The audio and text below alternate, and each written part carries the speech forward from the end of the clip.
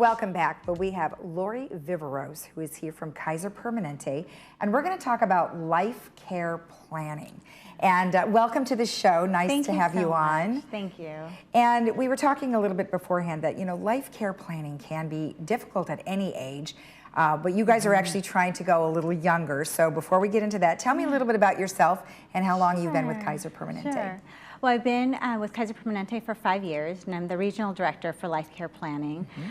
Really gives me an opportunity to look at ways that Kaiser Permanente can engage in conversations about what's important, about what it is that we value, that helps us inform future healthcare decisions. And so it's a remarkable initiative and effort that we're able to be a part of and lead in Southern California. Okay, well, excellent. Well, let's talk a little bit about, you know, life care planning. What exactly is that?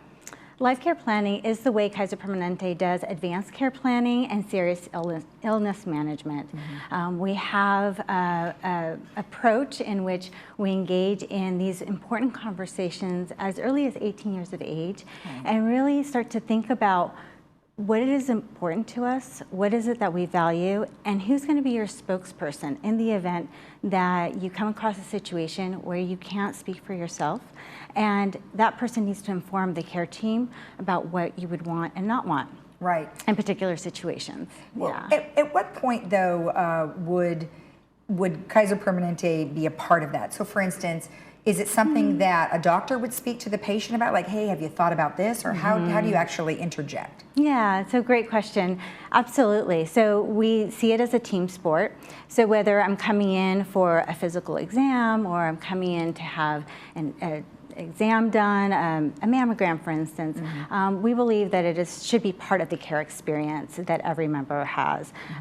So just as normal place as a flu shot or a blood pressure check, having that engagement by a nurse, you know, as I'm getting checked in, continuing that conversation with a physician who tells me about how important it is and the value that it brings to my life and to my family's lives. And then if I need additional support or assistance, maybe a social worker or a chaplain might get involved in that conversation. So we really see this as connecting all the dots as a member goes through the care experience with Kaiser Permanente. Okay, so it's just one of the many things that you guys do. Exactly. Like you said, upon check-in or something like that. Do you just say, well, have you thought about life care planning? Exactly, exactly, yeah. So I know we talked about being difficult. I mean, at the age of 18, I was mentioning that, you know, I had a family member in my life. It was the age of 16, and I really didn't want to talk about it because I felt like it was a very morbid discussion. So how do you help 18-year-olds realize that it's something that they should be considering? That's great. So we really want to anchor it as part of wellness. We want to normalize this process, that this is something that's for all adults. Everyone should be thinking about, because we don't have a crystal ball. We don't know what's going to happen. So let's equip our family members, our loved ones, our friends with how can we be put in that position. If I had to speak on behalf of my loved one, what is it that I would want them to say? What is it that you know, I value? What does quality of life mean to me? So that we can make informed decisions down the road. Right. You know, and I think that it is something that while we want to start it young, we also want to continue the conversation. So it's going to iterate, it's going to evolve as we age and we experience life. So if, for instance, I've done my life care planning and I've talked to my husband about what it is that I want. I've also had conversations with my family members, my brothers, my sister about that, so that they can support my husband if we're put in that situation. And now let's say I had a well-managed chronic condition for some time. It's starting to advance. I'm starting to experience maybe a decline in my health. That conversation is going to evolve, where I'm having conversations with my care team about, again, what is it that I value, what's important to me, and how does that inform evidence-based treatment decisions that I'm currently needing to make. And as I age and I, you know, maybe decline in that condition, I am now in the last year or two of my life, I'm again having that conversation about what it is that I value now, what's important to me, and how do we marry that with life-sustaining treatment such as CPR. Okay. in my last couple of years of life.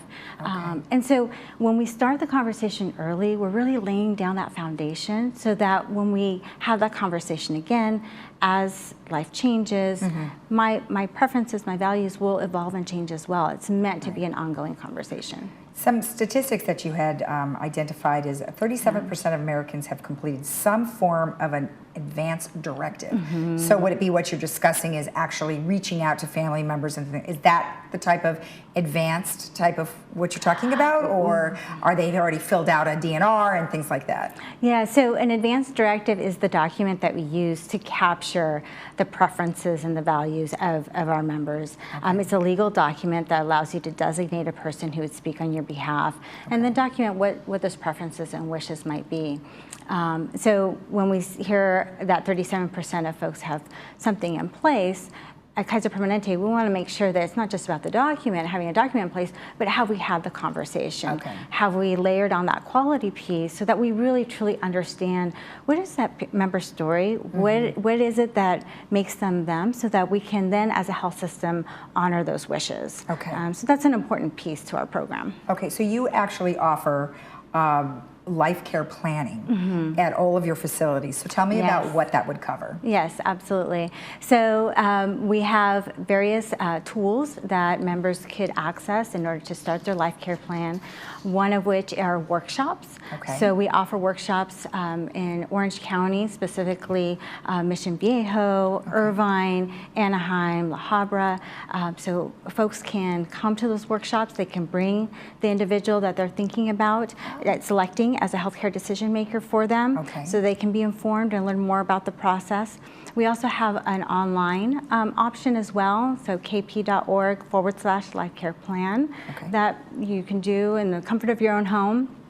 Start that process, and then we have one-on-one facilitator appointments and services so that if you need more support, you can work one-on-one with somebody that can guide you through the process itself. That's great, and the fact that you have an individual or that you even have something online, you know, it's a good guide to sort of get you started. Right, exactly. Excellent. Okay, so good. So you mentioned that the workshops are all over Southern Orange County, and also at the hospitals as well. Right, exactly. Right, okay. Exactly. And then tell me again, how can they find out more about the workshops?